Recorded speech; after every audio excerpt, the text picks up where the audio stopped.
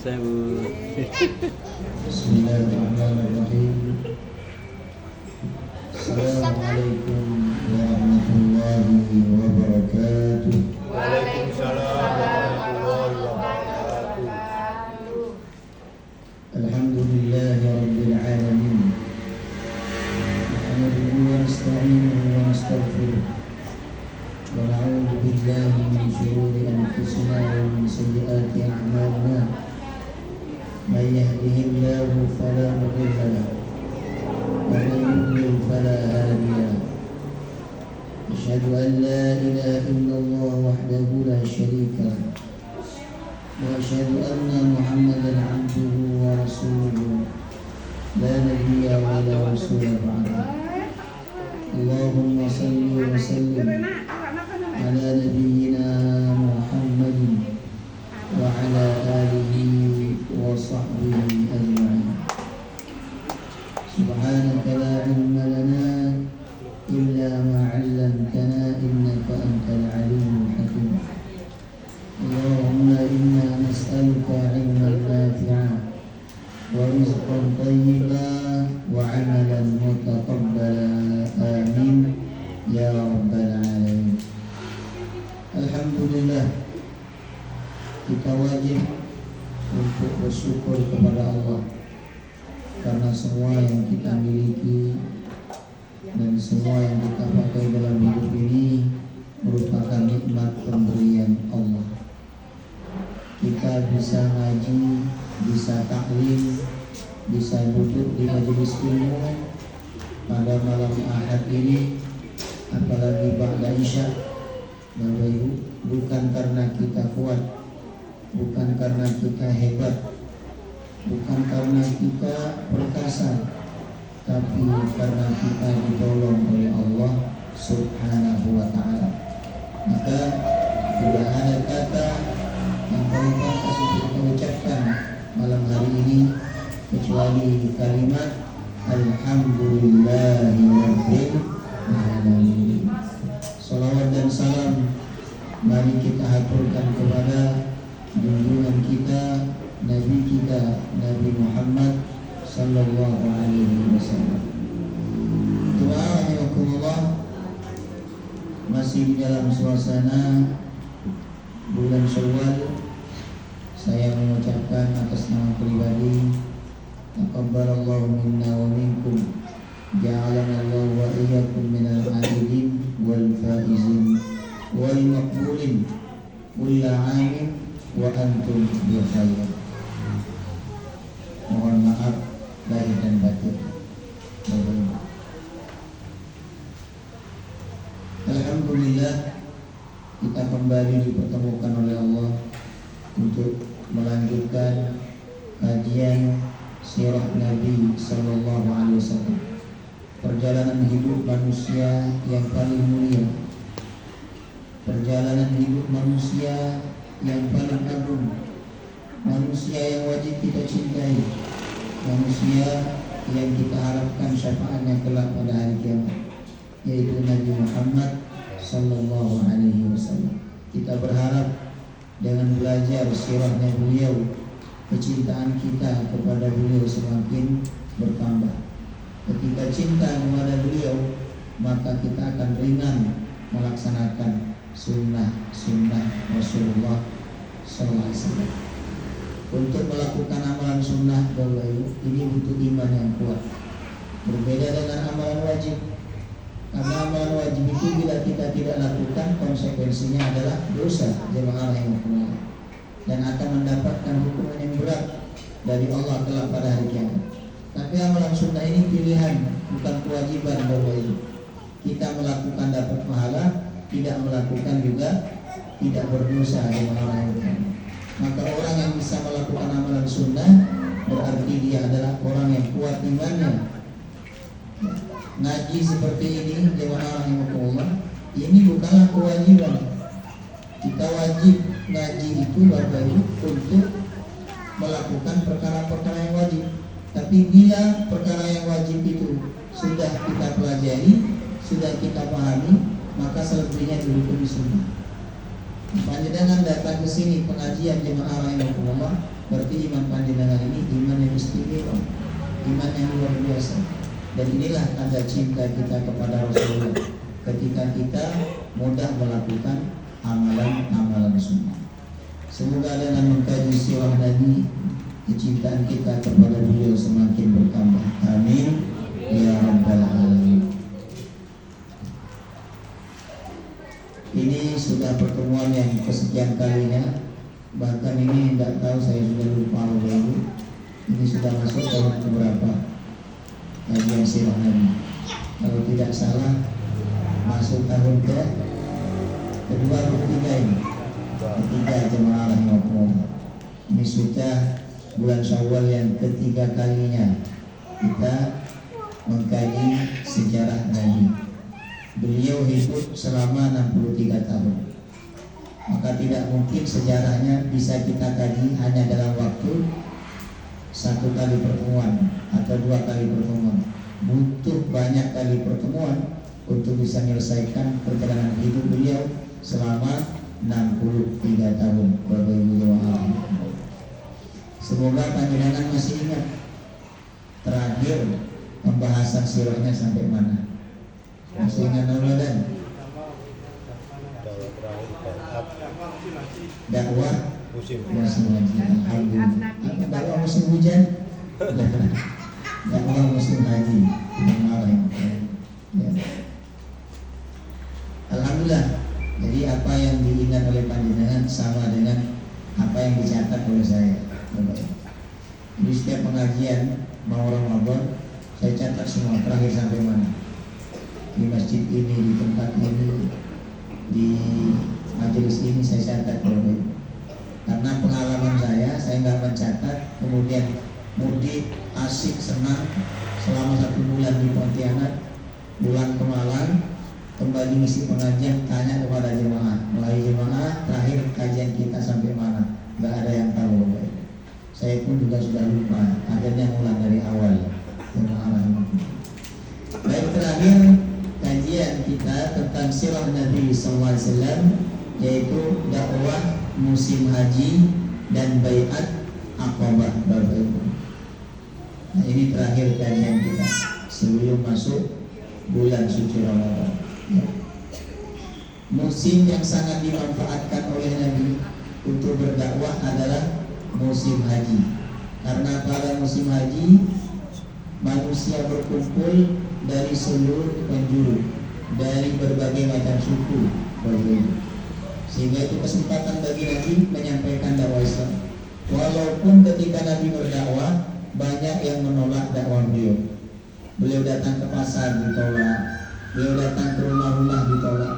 Hanya ada 6 orang yang mau menerima dakwah beliau pada musim haji. 6 orang itu berasal dari kota mana? Dari kota Madinah Al-Munawwarah. Kemudian 6 orang itu mengajak temannya untuk masuk Islam. Akhirnya mereka datang pada musim haji berikutnya kepada Rasulullah dan melakukan baiat jamaah. Itulah cikal bakal kenapa nanti kaum muslimin hijrah ke kota Madinah. Karena sebelum hijrah ke Madinah, mereka sudah disambut oleh kaum muslimin, sudah dipersiapkan oleh kaum muslimin yang ada di kota Madinah. Bahkan mereka, Bapak Ibu, ya, orang-orang Madinah sudah siap menerima Rasulullah SAW. Maka pembahasan kita malam hari ini berikutnya yaitu tentang peristiwa hijrah ke Yathrib dalam kurun Madinah.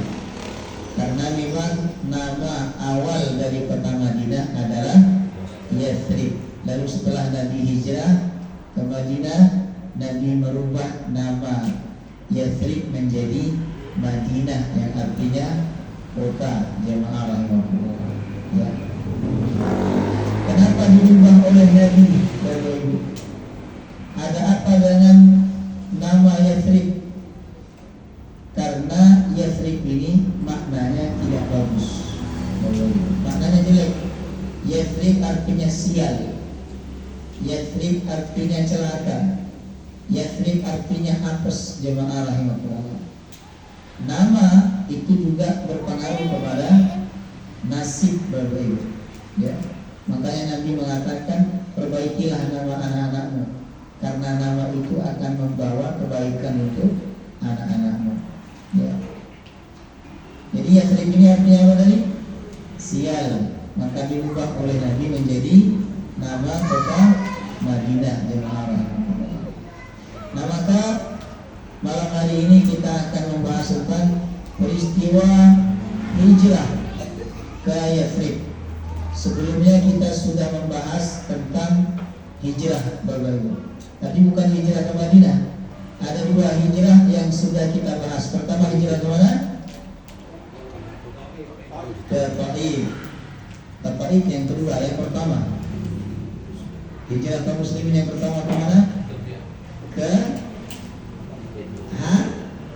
Habasyah, Ethiopia. Kemudian yang kedua, hijrah yang sudah kita bahas dalam sejarah Nabi ini adalah hijrah ke Taif. Nah sekarang hijrah yang ketiga, dan ini hijrah yang terakhir yang dilakukan oleh kaum muslimin, yaitu hijrah ke Yathrib atau kepada kota Madinah Al-Munawwarah. Baik, sebelum kita masuk bagaimana hijrahnya kaum muslimin yang penuh dengan perjuangan Bapak Ibu. Jadi jangan membayangkan bahwa hijrah kaum muslimin itu seperti saya pindah dari kota Pontianak ke Malang, bukan. Hijrah mereka itu penuh dengan perjuangan, penuh dengan sesuatu yang berat, sesuatu yang menyulitkan. Bahkan ada di antara mereka yang diikat kakinya, diikat tangannya supaya tidak hijrah Bapak Ibu. Dirampas hartanya, dipisahkan dengan istrinya supaya tidak hijrah. Tapi mereka tetap memilih hijrah. Nah sebelum kita masuk ke sana, kita perlu tahu dulu, kita perlu memahami apa itu hijrah. Karena sekarang lagi ngetren Bapak Ibu, hijrah, sampai ada komunitasnya. Ya, ada hijrah yang hijrah dari riba. Apa namanya itu? Saya lupa namanya.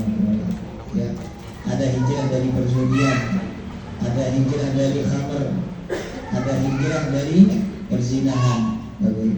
Sebenarnya apa pengertian hijrah?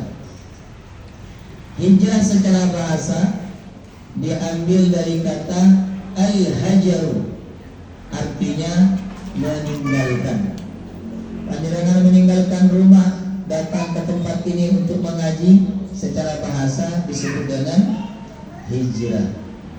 Saya meninggalkan kota Pontianak kembali ke Malang, secara bahasa disebut dengan hijrah.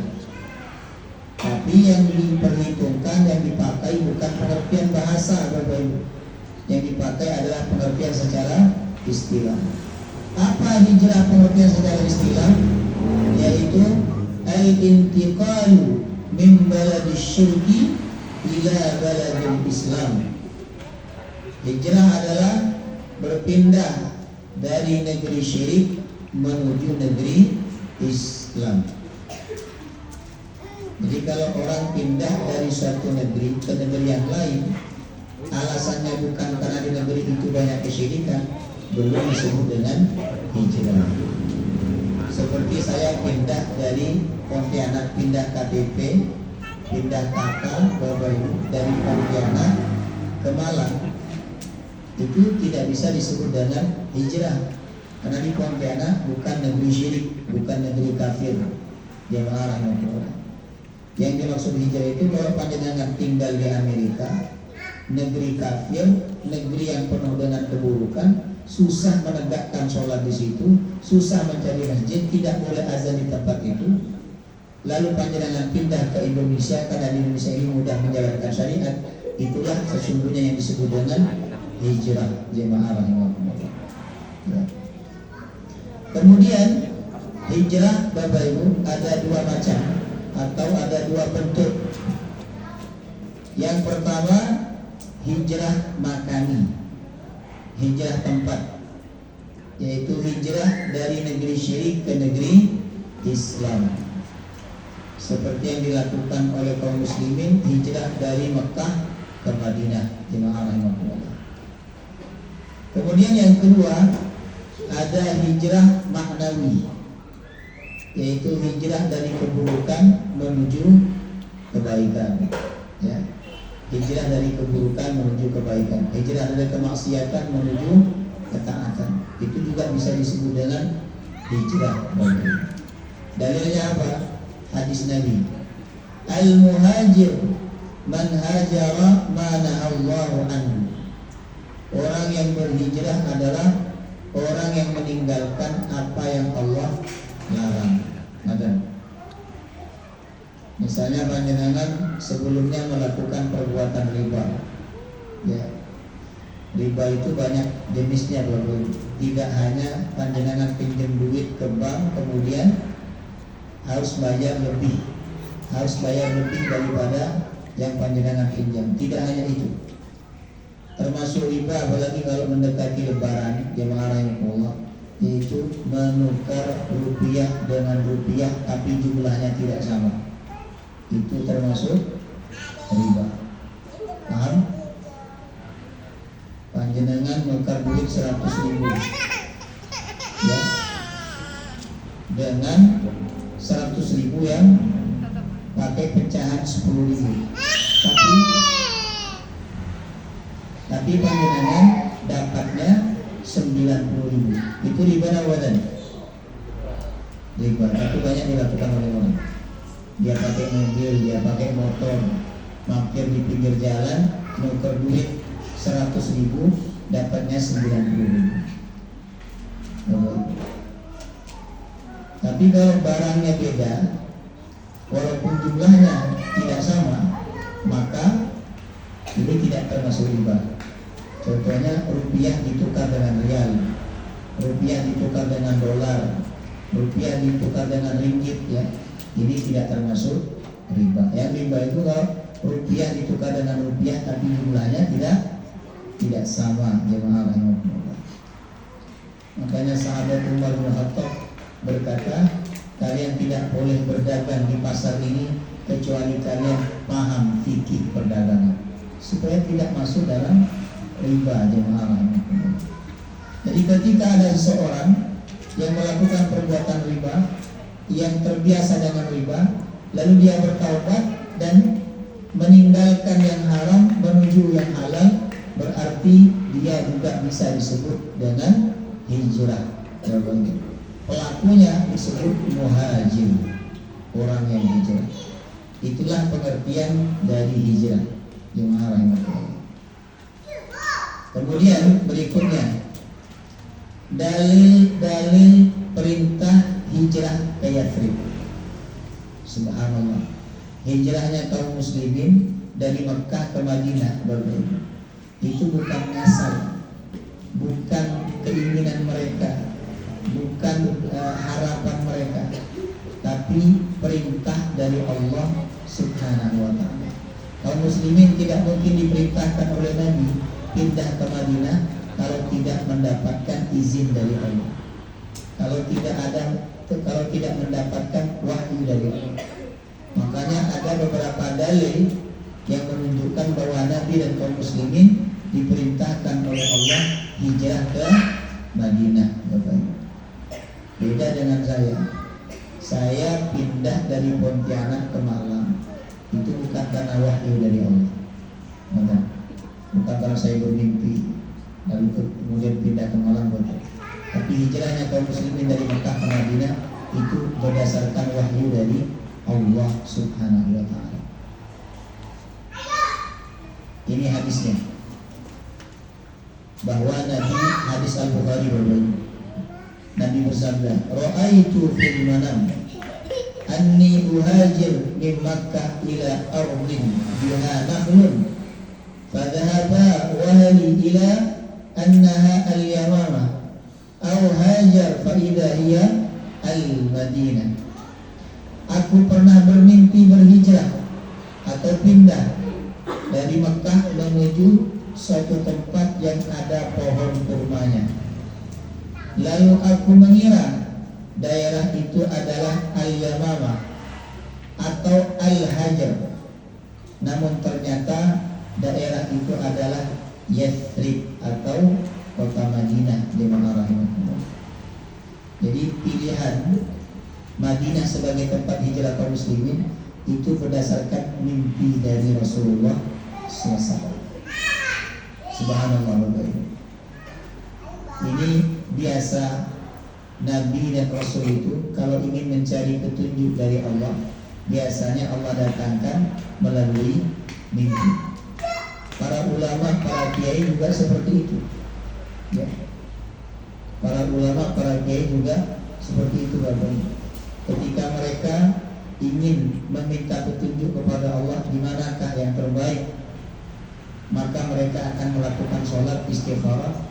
Lalu biasanya Allah akan datangkan sesuatu di dalam mimpinya sebagai jawaban dari istikharahnya. Ya. Jadi waktu itu Nabi bermimpi pindah dari Makkah ke Madinah, dan mimpi Nabi SAW adalah mimpi yang benar.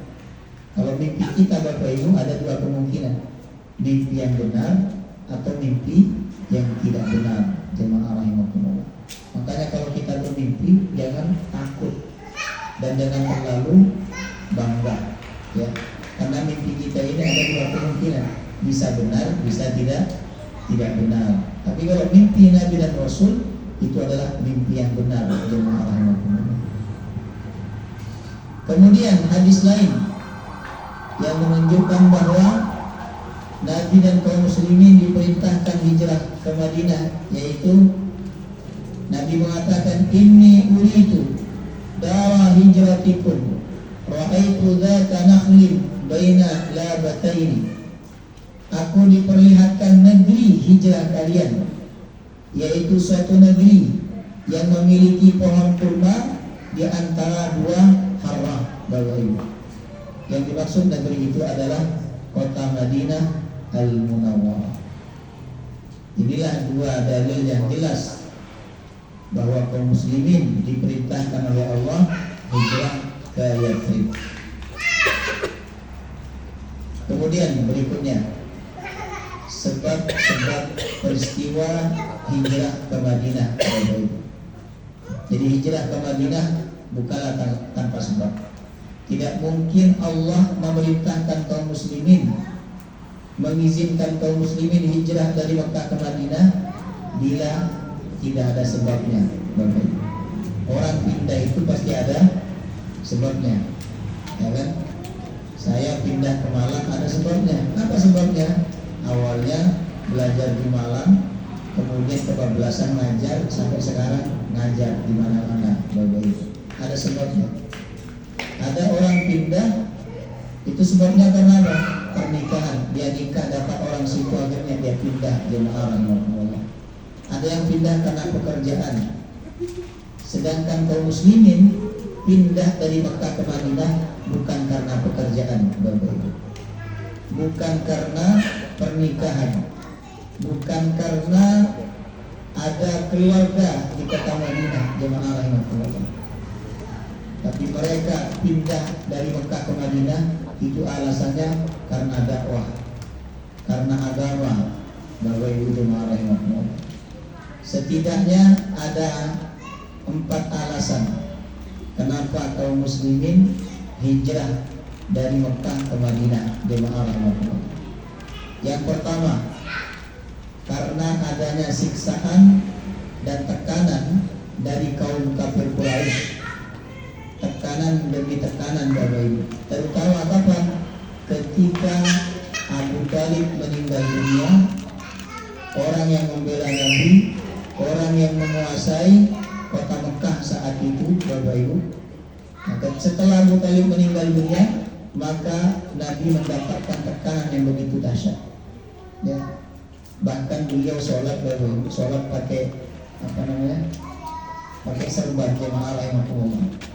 Tiba-tiba ada orang kafir datang, serbannya ditarik sampai merah lehernya Rasulullah SAW. Pernah juga beliau sholat, Bapak Ibu, kemudian ditaburi kotoran unta. Ada juga riwayat mengatakan beliau pernah sholat kemudian dilempari debu. Beliau tidak membalas sedikit pun kepada mereka. Putrinya datang mengusap kuku itu sambil menangis. Jemaah rahimahullah. Itu tekanan demi tekanan, siksaan demi siksaan yang dilakukan oleh orang kafir Mekah kepada Nabi dan kaum muslimin. Jemaah rahimahullah. Itulah yang melatar belakangi kenapa mereka harus pindah dari Mekah ke Madinah. Kemudian yang kedua, sebab peristiwa hijrah ke Madinah adalah karena penduduk Madinah sebelumnya telah bersedia akan membantu dan melindungi Rasulullah dalam berdakwah. Kapan mereka menyatakan kesediaannya? Yaitu ketika Baiat Aqabah yang kedua. Ini sudah kita pelajari Bapak Ibu pada pertemuan sebelum ini, jemaah rahimahullah, bahwa ada orang Madinah masuk Islam, kemudian mereka berdakwah di Madinah, lalu mereka yang telah masuk Islam itu datang rombongan kepada Rasulullah di Mekah saat musim haji, lalu berbaiat kepada Rasulullah. Ketika selesai baiat, mereka berkata, wahai Rasulullah, kami siap melindungi engkau sebagaimana kami melindungi anak kami dan istri-istri kami. Wahai Rasulullah, jika engkau berhijrah di tempat kami, jika engkau pindah di tempat kami akan menjadikan engkau sebagai pemimpin kami, dan kami akan senang dengan kedatangan engkau di negeri kami. Jadi sebelum Nabi hijrah ke Madinah, Bapak Ibu, mereka sudah menunggu dan sudah berharap kedatangan Rasulullah dan kaum muslimin. Jemaah rahimahullah. Itulah kenapa Madinah dijadikan sebagai tempat hijrah kaum muslimin.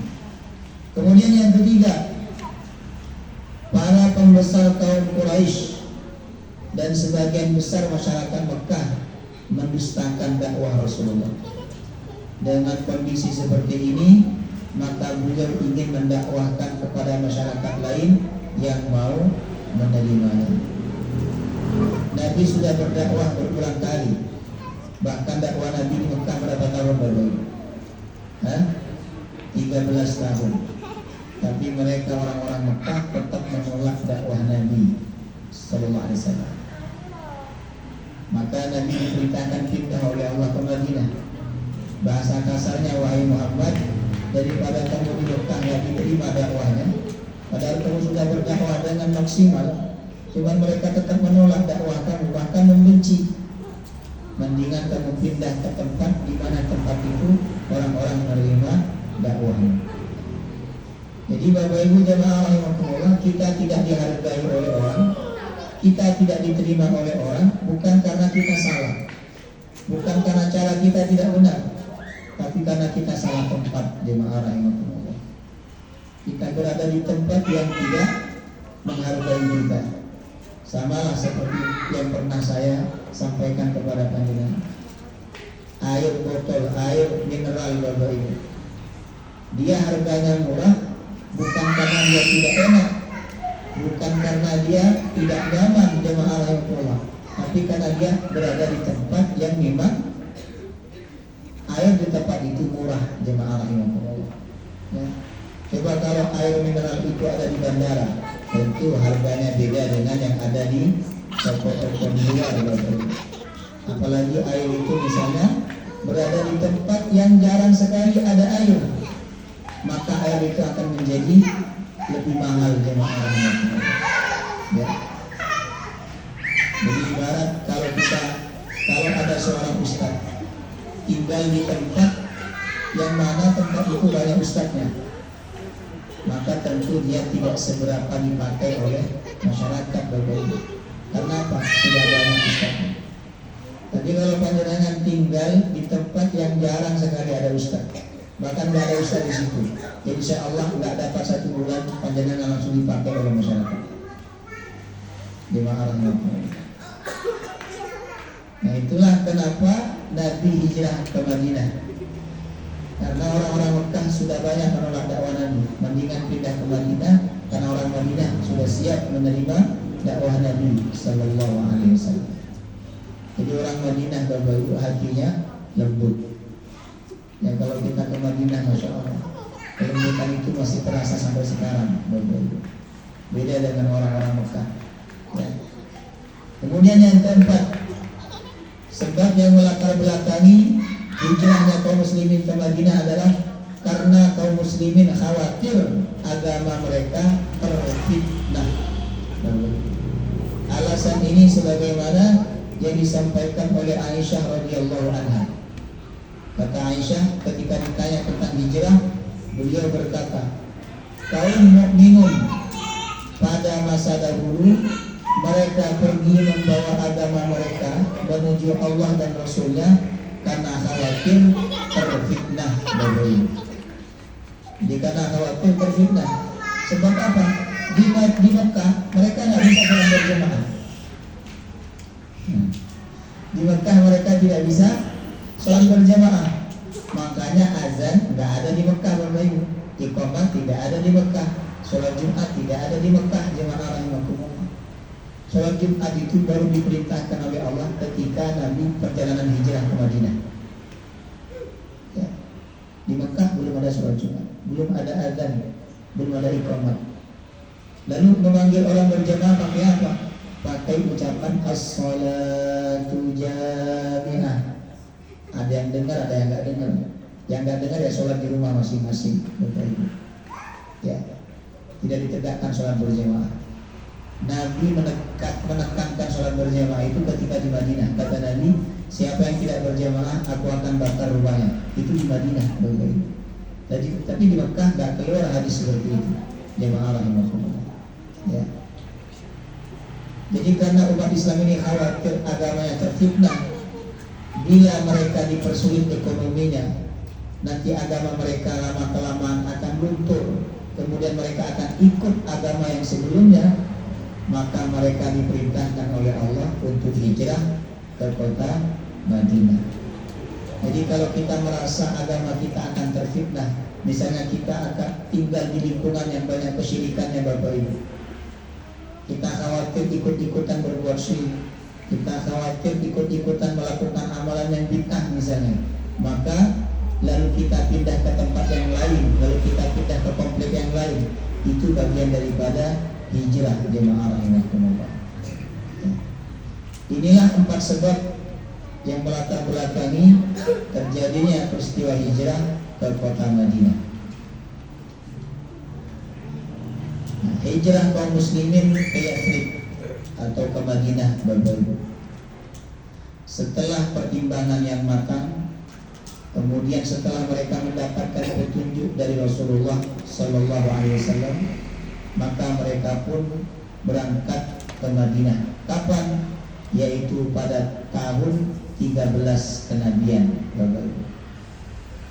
Jadi permusuhan begitu luar biasa yang dilakukan oleh kaum musyrik Mekah terhadap kaum muslimin, ya. Akhirnya ada di antara mereka kaum muslimin yang mengadu kepada Rasulullah, minta izin untuk hijrah. Karena udah gak kuat, Bapak Ibu. Ya, udah gak kuat. Ada di antara mereka yang disetrika dengan musim panas. Ada di antara mereka yang dijemur di tengah teriknya matahari. Ada di antara mereka yang ditindih dengan batu besar. Jemaah rahimahullah. Mereka sudah tidak kuat, maka mereka mengadu kepada Rasulullah. Ya Rasulullah, izinkan kami untuk hijrah. Maka beliau bersabda, sesungguhnya aku pun telah diberitahu bahwa tempat kalian adalah Yathrib atau Madinah. Maka barang siapa yang ingin keluar, maka hendaklah keluar ke Yathrib. Nah, mendengar penuturan Rasulullah, para sahabat pun kemudian bersiap-siap mengemas semua keperluan perjalanan. Dikemas, Bapak Ibu, bawa baju, bawa bekal yang cukup untuk mereka selama perjalanan. Lalu mereka berangkat ke Madinah secara sembunyi-sembunyi, jemaah rahimahullah. Sahabat yang pertama sampai di Madinah adalah Abu Salamah bin Abdul Asad. Kemudian yang kedua Amir bin Rabi'ah bersama istrinya yang bernama Laila binti Abi Hasham. Dialah wanita yang pertama datang ke kota Madinah. Baru setelah itu sahabat Rasulullah datang secara bergelombang. Mereka turun dari rumah-rumah kaum Ansor Ansor ya mendapatkan tempat dan perlindungan, Bapak Ibu. Jadi berangkatnya tidak rombongan, Bapak Ibu. Berangkatnya tidak rombongan besar tapi rombongan kecil, 5 orang berangkat, nanti 4 orang berangkat, kemudian ada 10 orang berangkat secara diam-diam jemaah yang kuat. Kemudian sampai ke Madinah, mereka tinggal di rumahnya orang-orang Ansor, Bapak Ibu. Orang Ansor itu adalah orang Madinah yang masuk Islam dan mereka menolong kaum muslimin yang hijrah dari Mekah ke Madinah. Ini persaudaraan yang luar biasa, jemaah rahimahullah. Kemudian Allah memuji ketulusan dan keteguhan hati para muhajirin. Subhanallah. Langsung dipuji oleh Allah. Kenapa mereka dipuji oleh Allah? Karena perjuangan mereka hijrah ke Madinah itu bukanlah perjuangan yang ringan. Itu perjuangan yang berat. Sebab mereka harus meninggalkan harta mereka. Mereka juga harus meninggalkan tanah kelahiran mereka. Mereka juga harus meninggalkan rumah mereka. Bahkan ada di antara para sahabat harus meninggalkan istri mereka karena sama kaumnya tidak boleh dibawa. Jadi kaum mereka datang, istri kamu ini kaum kami, maka silakan kamu berangkat sendiri, sedangkan istrimu harus tetap tinggal di sini bersama kami. Demi agama mereka rela meninggalkan istrinya dan anak-anaknya. Karena itu mereka mendapatkan pujian dari Allah. Dipuji oleh Allah di surah Al-Hasyr ayat 8. Lil fuqara'il muhajirin alladziina ukhriju min diyarihim wa amwalihim yabtaghuna fadlan minallahi wa ridwana wa yansuruna Allaha wa rasulahu ulaika humus shadiqun. Mereka orang-orang yang hijrah. Mereka telah dikeluarkan dari tanah kelahiran mereka, dari tempat tinggal mereka, wa amwalihim, dan dari harta mereka. Apa yang mereka cari ke Madinah? Mereka rela meninggalkan rumahnya, mereka rela meninggalkan hartanya, bahkan mereka rela meninggalkan istri dan anaknya. Apa yang mereka cari di Madinah? Allah puji mereka bagaimana. Kata Allah, yabtaghuna fadlan minallahi wa ridwana wa yansuruna Allaha wa rasulahu. Yang mereka cari adalah karunia dan ridha dari Allah, serta mereka bermaksud menolong agama Allah wa rasulahu dan menolong rasulnya. Ulaika humus shadiqun. Mereka itulah orang-orang yang benar imannya. Subhanallah. Makanya orang-orang muhajirin itu Bapak-Ibu, ya, mereka sudah dijamin masuk surga oleh Allah Subhanahu wa taala. Sebab apa? Sebab mereka telah dipuji keikhlasannya oleh Allah. Ya. Sebab mereka telah disebut oleh Allah dalam ayat ini, ulaika humus shadiqun. Mereka adalah orang-orang yang jujur keimanannya. Jadi umat Islam yang paling mulia siapa? Mereka yang hijrah dari Mekah ke Madinah. Jadi kalau diurutkan jemaah rahimahullah, umat Islam itu yang paling mulia pertama al-muhajirin. Sehebat-hebatnya amalan kita Bapak Ibu tidak akan bisa menyamai keutamaan orang-orang muhajirin. Kemudian yang kedua, level yang kedua jemaah rahimahullah, yang paling mulia dari kaum muslimin adalah orang-orang Ansor. Setelah ayat ini, yaitu di ayat nomor 9 ya, Allah memuji orang-orang Ansor. Nanti kalian bisa cek ya, di surah Al-Hasyr ayat 9 Allah memuji orang-orang Ansor.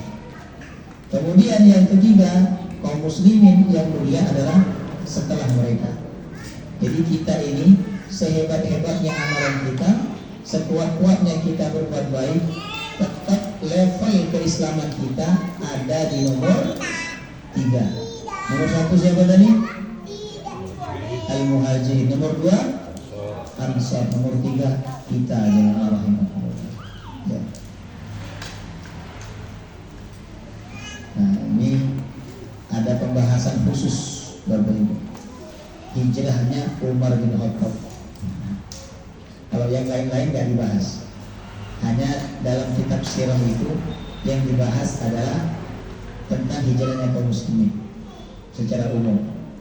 Tapi khusus hijrahnya Umar bin Khattab ada pembahasan tersendiri, jemaah rahimakumullah. Ya, kenapa?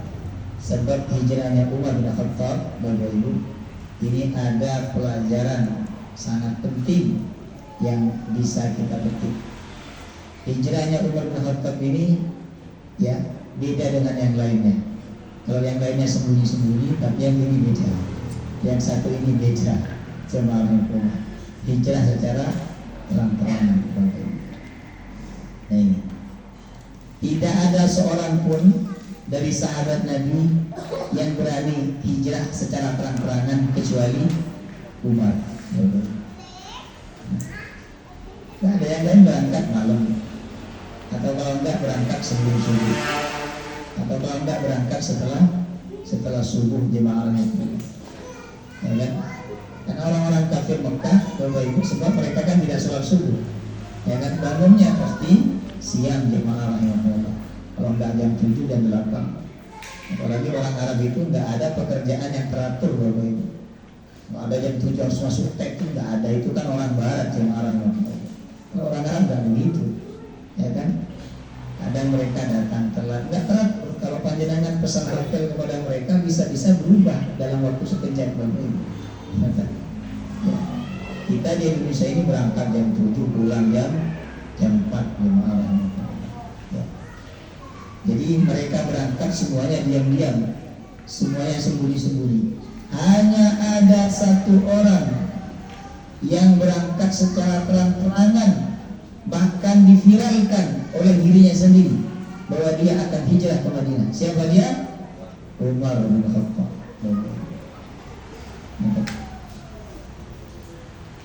Yang lain diam-diam berangkat karena takut dibunuh, takut dicegat di tengah jalan, takut diikat, takut dipenjara. Umar enggak, berangkat terang-terangan. Sebagaimana riwayat Ali bin Abi Thalib bahwa ketika Umar hendak hijrah, ia membawa pedang. Jadi mau berangkat hijrah itu yang dibawa pedang, Bapak Ibu. Yang kedua busur panah. Yang ketiga tombak di tangannya, jemaah rahimahullah. Jadi bawa 3 senjata. Bawa apa tadi? Pedang, kemudian busur panah, kemudian yang ketiga apa? Tombak. Setelah itu, sebelum berangkat ke Madinah, beliau menuju Ka'bah sambil disaksikan oleh orang-orang kafir dan tokoh-tokoh orang kafir saat itu. Kemudian Umar melakukan tawaf 7 kali. Ini namanya tawaf apa? Kalau ini meninggalkan kota Mekah namanya tawaf apa? Tawaf wada. Kalau datang, tawaf apa namanya? Udah lupa ini yang haji umroh ini ya. Namanya tawaf qudum. Qudum artinya datang. Sedangkan tawaf ketika umrah, tawaf ketika haji itu namanya tawaf ifadah. Kalau datang dari tawaf apa namanya? Kalau mau pulang, mau pergi, mau meninggalkan namanya tawaf apa? Tawaf sunnah jemaah rahimahullah. Ya, maka Umar melakukan tawaf 7 kali sambil disaksikan oleh tokoh-tokoh kafir Quraisy. Lalu setelah tawaf, sahabat Umar melaksanakan sholat 2 rakaat di makam Ibrahim. Setelah sholat 2 rakaat Umar berdiri dan berkata, coba perhatikan perkataan Umar. Ini perkataan orang yang berani. Kalau orang nggak punya nyawa 10 nggak mungkin berani ucap seperti ini. Ini Umar punya nyawa lebih dari 1. Apa kata Umar? Semoga celaka wajah-wajah ini. Sambil ditunjuk oleh Umar. Ini wajah ini semoga celaka semuanya, kata Umar. Ada nggak yang berani seperti Umar? Nggak ada. Kemudian wajah-wajah inilah yang dikalahkan oleh Allah sambil ditunjuk oleh Umar. Kemudian Umar berkata, Barang siapa yang ingin ibunya kehilangan anaknya, istrinya menjadi janda, atau anaknya menjadi yatim, maka hendaklah ia menghadangku di balik lembah ini, karena setelah ini saya akan berangkat hijrah ke Madinah. Ditantang oleh Umar yang mengarahnya. Ya. Akan tetapi tidak ada seorang pun yang berani menghadang Umar bin Khattab radhiyallahu, tidak berani. Ya. Padahal beliau sendiri orang kafir Quraisy saat itu banyak jemaah rahmatullah, tapi nggak ada satu pun orang yang berani menghadang Umar bin Khattab. Makanya Islam itu butuh umat seperti Umar bin Khattab. Kalau ada kemaksiatan, nggak ada yang berani menghalangi dia untuk mencegah kemaksiatan tersebut. Ya. Di Indonesia ini ada nggak yang seperti Umar? Hah? Nggak ada jemaah rahmatullah. Al-Muzik sekarang udah nggak sandal lagi ya, karena SP ya. Beliau sudah, kalau sekali lagi keluar akan ditangkap dan dipenjara. Nah sekarang kalau beliau itu sudah ada suaranya, jemaah rahmatullah. Ya, Habib Bahar nggak bisa. Ya kan? Jadi yang seperti Umar di Indonesia itu menurut saya belum ada. Tapi yang seperti Abu Bakar ada. Abu Bakar itu kalau lembut, nggak pernah marah dengan arahnya. Ada nggak buatan? Ada dengan arahnya. Kalau lembut, nggak marah. Ya. Sahabat ini disebut oleh Nabi macam-macam. Kalau Utsman bin Affan itu kata Nabi, sahabatku yang paling pemalu adalah Utsman. Kemudian sahabatku yang paling lembut hatinya adalah Abu Bakar. Sahabatku yang paling cerdas adalah Ali bin Abi Thalib. Sahabatku yang paling keras, yang paling tegas dengan urusan agama adalah Umar bin Khattab. Ada sahabatku yang paling bagus Al-Qur'annya, yang paling bagus ilmu Al-Qur'annya adalah Ubay bin Ka'ab. Jadi ada spesialisnya masing-masing. Di Arab itu Bapak Ibu, orang bisa ceramah kalau dia sudah punya spesialis. Ini spesialisnya apa? Tafsir. Ceramah tentang tafsir. Tidak boleh bahas fikih. Nanti spesialis fikih bahas fikih, jemaah Allah. Tidak boleh bahas akidah, bahas sirah Nabi. Ya kan? Jadi ada spesialisnya masing-masing. Tidak boleh berceramah kecuali dia sesuai dengan bidangnya masing-masing. Ya. Maka Umar pun berangkat tanpa ada satu orang pun yang menghalangi sahabat Umar bin Khattab radhiyallahu anhu. Kemudian keberangkatan beliau diikuti beberapa kaum yang lemah. Ya. Demikianlah secara berangsur-angsur kaum muslimin melakukan hijrah ke Madinah, sehingga tidak ada yang tertinggal di Mekah kecuali Rasulullah, Abu Bakar, sahabat Ali, orang-orang yang ditahan, orang-orang yang sakit, dan orang-orang yang tidak mampu keluar. Jadi orang yang mampu keluar Bapak Ibu, tapi tidak keluar saat itu ada berapa? Orang yang mampu keluar tapi tidak keluar saat itu ada berapa? 3. Siapa tadi? Abu Bakar, Rasulullah. Yang kedua Abu Bakar, yang ketiga Ali. Yang lain tak keluar karena memang nggak mampu keluar, diikat, ditahan, atau karena sakit jemaah rahimahullah. Jadi kalau kita melihat sejarah ini, Nabi itu hijrahnya paling belakang Bapak. Dan Nabi hijrah ke Madinah jemaah rahimahullah menunggu perintah dari Allah.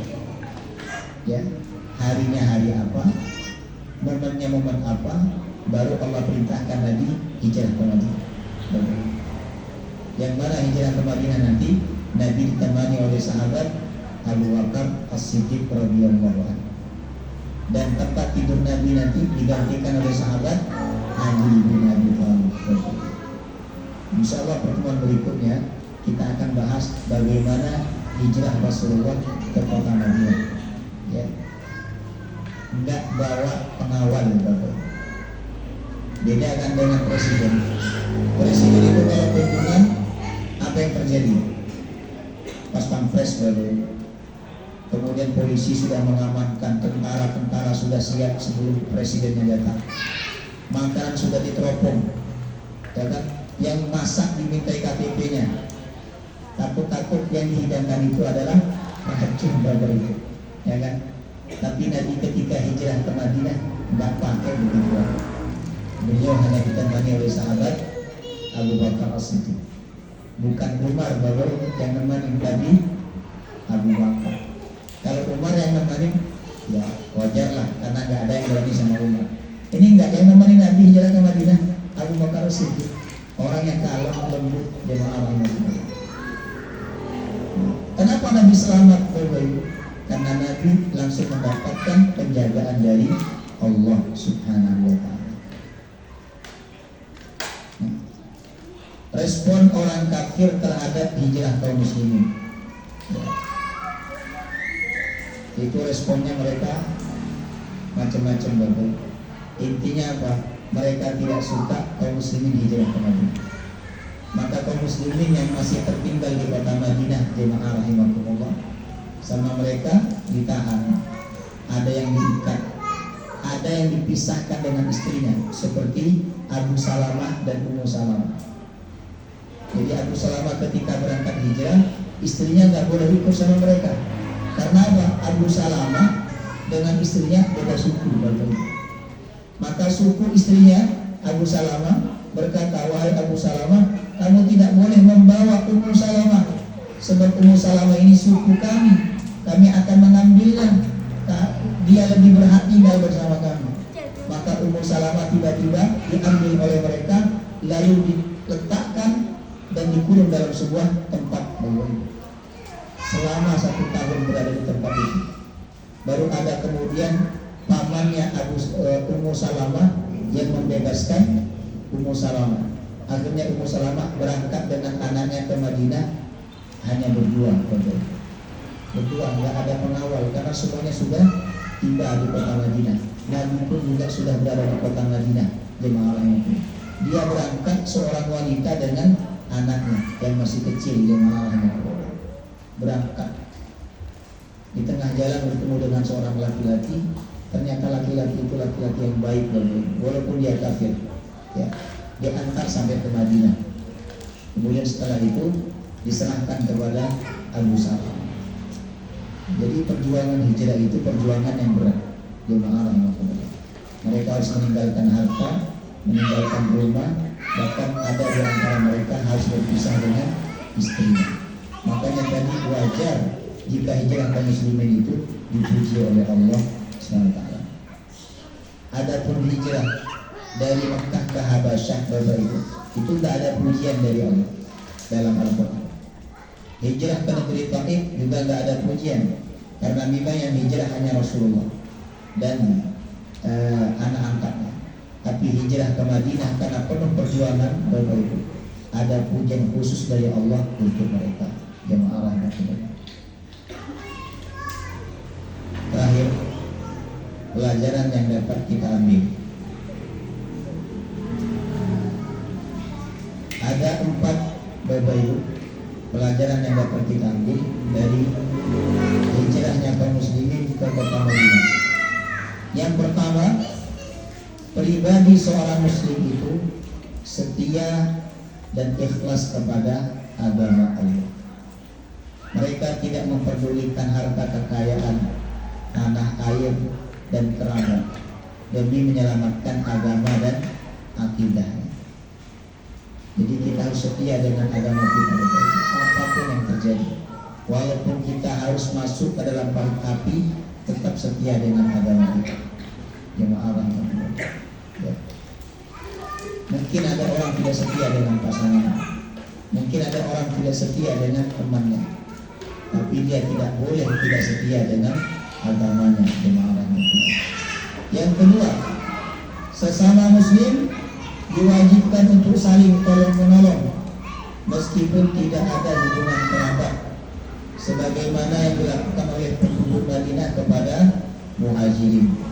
Ketika kaum muslimin sampai ke Madinah, langsung orang-orang Madinah Bapak Ibu mempersilahkan mereka tinggal di rumahnya, ya, dikasih tempat tinggal, dikasih makan jemaah. Karena mereka datang ke Madinah tidak bawa apa-apa, hanya bawa bekal untuk perjalanan mereka, ya. Kemudian yang ketiga, persaudaraan akidah lebih kuat ketimbang persaudaraan nasab. Karena itu pewarisan harta kekayaan di awal Islam didasarkan pada asas akidah, ukhuwah, dan hijrah di jalan Allah. Jadi awal-awal Islam, Bapak Ibu, orang itu bisa mendapatkan harta warisan itu karena ada persaudaraan secara akidah, secara ukhuwah, dan karena hijrah jemaah Allah. Jadi kalau kaum Ansor meninggal dunia, maka kaum Muhajirin bisa mewarisi harta mereka, walaupun mereka tidak ada hubungan kerabat, Bapak. Tapi hukum itu kemudian dihapus oleh Allah. Kapan? Setelah perang Badar. Kaum muslimin menang atas orang kafir, maka Nabi SAW mengatakan setelah ini tidak ada lagi warisan atas nama hijrah, warisan atas nama persaudaraan sesama muslim. Warisan itu terjadi karena nasab, karena pernikahan, karena perbudakan dengan orang. Selain itu tidak ada yang dapat mewarisi, kata Nabi. Kemudian yang keempat, yang terakhir, wajib berhijrah dari Darul Harbi ke Darul Islam. Darul Harbi itu adalah tempat atau negeri yang dikuasai oleh orang-orang kafir, dan kita tidak leluasa menjalankan agama di tempat itu. Maka wajib hijrah ke Darul Islam, ke tempat di mana kita leluasa menjalankan agama Islam. Jika ada orang yang tetap tinggal di Darul Harbi, padahal dia bisa hijrah ke negeri Islam, berarti dia telah dianggap melakukan maksiat selama dia tinggal di Darul Harbi. Ya. Wallahu ta'ala a'lam bishawab. Ada pertanyaan?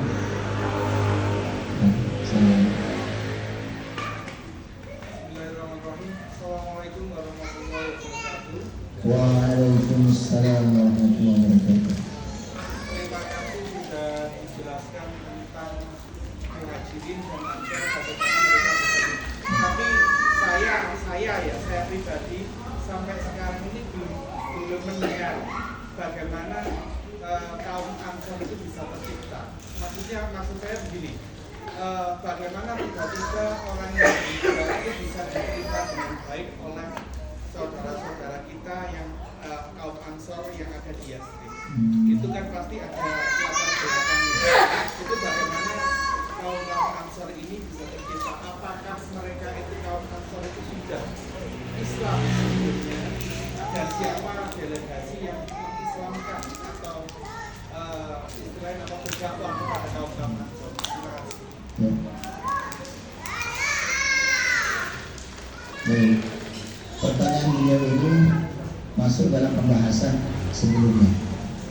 Jadi ketika Nabi berdakwah pada musim haji. Waktu Nabi dakwah pada musim haji, semua orang yang datang itu nggak ada yang menerima kecuali 6 orang. Dan 6 orang itu adalah orang Madinah. Inilah cikal bakal nanti Islam tersebar di kota Madinah. 6 orang itu Islam, masuk Islam, kemudian berbaiat kepada Nabi.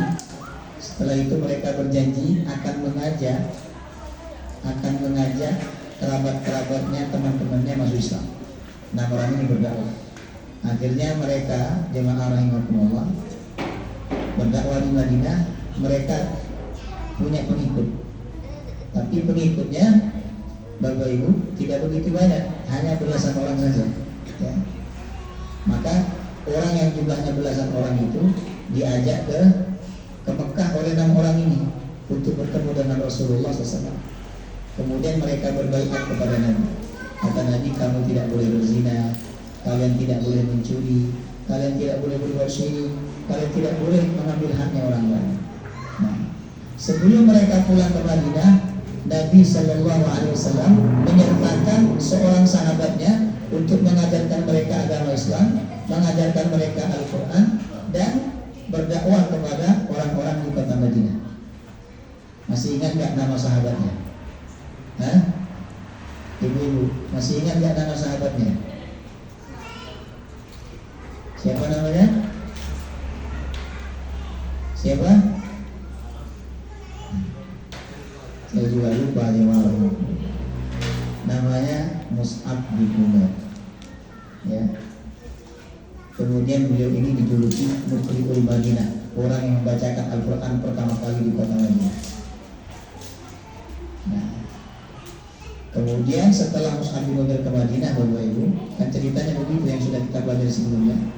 Banyak sekali yang masuk Islam, puluhan bahkan hampir 100 orang masuk Islam jemaah rahimahullah.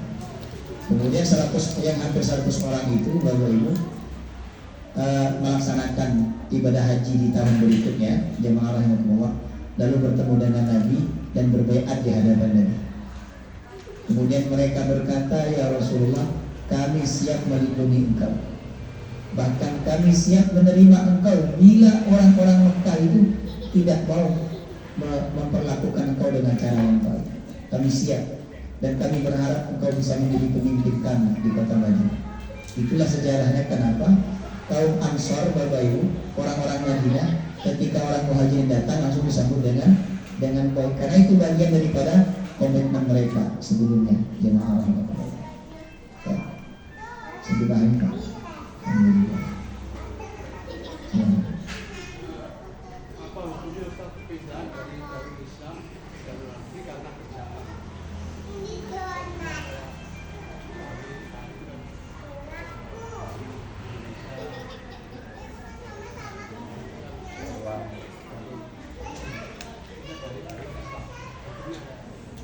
Baik. Yang dimaksud Darul Harbi itu adalah Darul Harbi, bukan Darul Kafir, dia beda. Jadi Darul Kafir dengan Darul Harbi itu beda. Kalau Darul Kafir adalah negeri tempatnya orang-orang kafir atau non-muslim. Sedangkan Darul Harbi adalah tempat orang-orang kafir yang memerangi umat Islam. Jadi dia benci kepada umat Islam, dia tidak suka kalau umat Islam tinggal di tempat itu.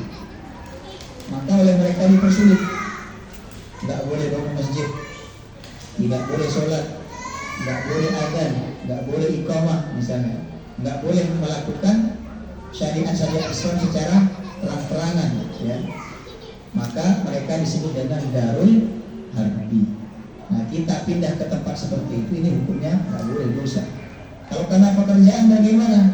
Kalau memang di negerinya dia itu tidak ada pekerjaan yang dapat mencukupi dia, ya, untuk kebutuhan sehari-harinya, yang ada hanya di negeri Darul Harbi, Bapak Ibu, tapi dia masih bisa melaksanakan ibadah sholatnya, masih bisa melaksanakan kewajibannya, walaupun secara diam-diam, jemaah rahimahullah, ini diperbolehkan karena darurat.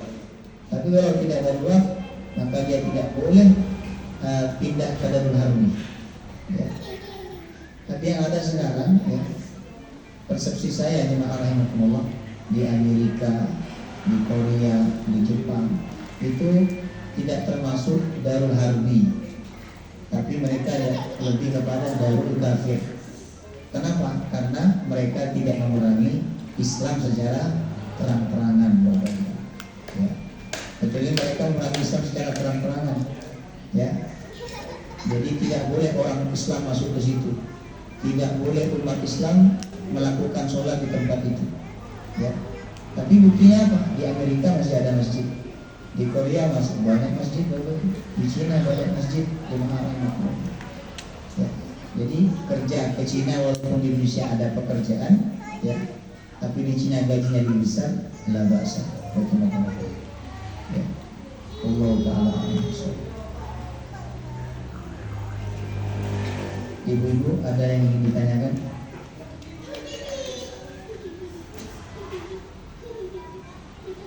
Sudah cukup ya? Sudah jam 8:30 lewat. Insya Allah bulan depan, bulan Juni, kita masuk pembahasan hijrahnya Rasulullah. Jadi kaum muslimin sudah tiba di Madinah semua, tinggal Rasulullah di belakang. Berapa jaraknya jemaah rahmatullah? Jaraknya kurang lebih 2 bulan. Jadi kaum muslimin sudah di Madinah 2 bulan, baru Nabi hijrah ke Madinah. Jarak yang cukup lama, Bapak Ibu. Ya. Insya Allah pembahasan itu akan kita pelajari bulan yang akan datang. Semoga Allah Subhanahu Wa Taala memudahkan kita semua dan memberkahi apa yang kita pelajari. Amin. Ya Rabbal Alamin. Mari sama-sama kita tutup dengan doa kafaratul majlis. Subhanakallahumma wa bihamdika asyhadu an la ilaha illa anta astaghfiruka wa atubu ilaik. Assalamualaikum warahmatullahi wabarakatuh.